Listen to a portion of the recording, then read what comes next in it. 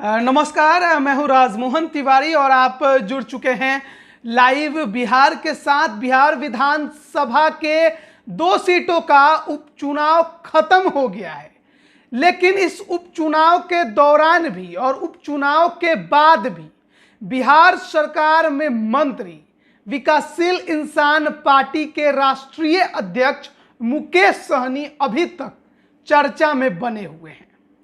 सबसे पहले चर्चा में ये चुनाव के दौरान इसलिए थे क्योंकि ये लगातार तेजस्वी यादव को टारगेट कर रहे थे।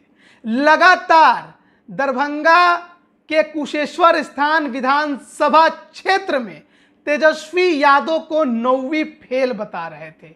वो ये भी कह रहे थे कि समझ में नहीं आता है कि तेजस्वी यादव ने 9वीं तक की पढ़ाई कैसे कर ली जब उनका गणित जोड़ घटाव में भी गड़बड़ है। वो ये कह रहे थे कि आखिरकार जब आंकड़ा ही नहीं है राजद के पास तो राजद मुख्यमंत्री का उम्मीदवार कैसे बनाएगी।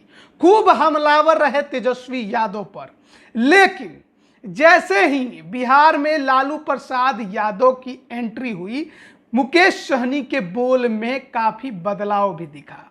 वो ये भी कहते सुने गए कि लालू प्रसाद यादव उनके लिए आदरणीय है।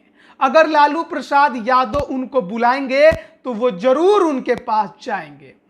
हालांकि जब वक्त आया चुनाव का, मतदान का, तो आपको बता दें कि अपने कार्यकर्ताओं को जोश में लाने की बात कहने वाले, जेडीयू को वोट देने की बात कहने वाले खुद मुकेश सहनी ने वोट नहीं डाला। मुकेश सहनी ने खुद बताया था कि दरभंगा इस जिला कुशेश्वर स्थान उनका मतदान केंद्र आता है, यानी वो भी वहां के वोटर। लेकिन मतदान के दौरान मंत्री साहब गायब थे।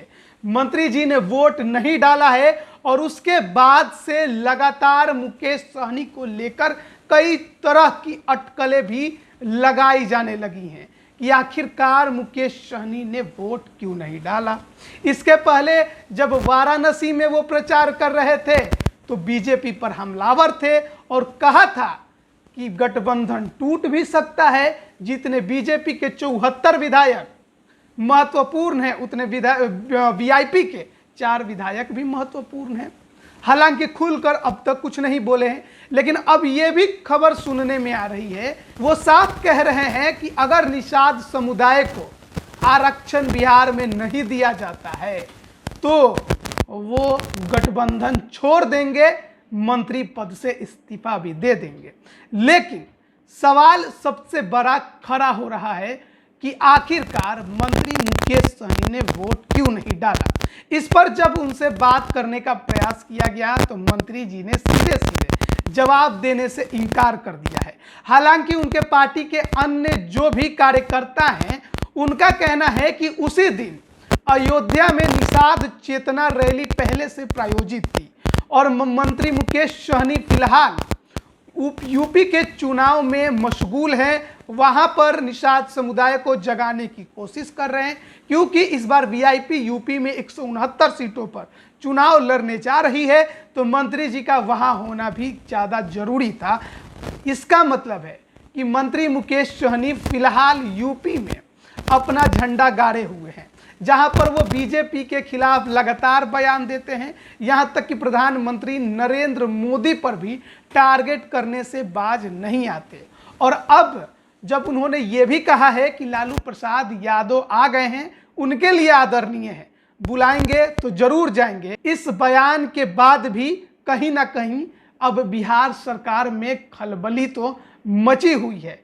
लेकिन मंत्री मुकेश सहनी फिलहाल कुछ भी खुलकर नहीं बोल रहे हैं। वहीं दूसरी तरफ तेजस्वी यादव भी लगातार यह दावा करते आ रहे हैं कि 2 नवंबर को उपचुनाव के परिणाम उनके पक्ष में आते हैं, यानी दोनों सीटों पर अगर राजद के प्रत्याशी जीतते हैं तो वो खेला कर देंगे, यानी बिहार में सरकार बनाने की जो गुंजाइश है उसे वो जरूर पूरा करने की कोशिश करेंगे।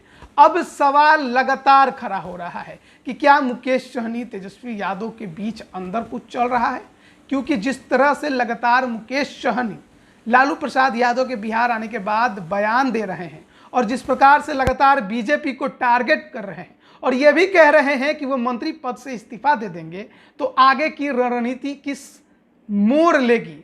उनका यह भी कहना है कि वो निषाद समुदाय के शाहरुख खान है। अब देखना होगा कि आगे बिहार की राजनीति में मुकेश सहनी क्या कुछ नया गुल खिलाते हैं। क्या बिहार में 2 नवंबर को परिणाम राजद के पक्ष में आने के बाद कुछ अलग होने वाला है, खेला होने वाला है? क्या सहनी भी उसमें भागीदार बनेंगे या फिर केवल उनके विधायक? सोचने वाली बात है। लेकिन मुकेश सहनी को लेकर बिहार में फिलहाल राजनीति काफी गर्म होते दिखाई दे रही है और मुकेश सहनी फिलहाल खुलकर नहीं बोल रहे हैं लेकिन साइड से इशारा जरूर कर रहे हैं। इंतजार होगा वक्त का।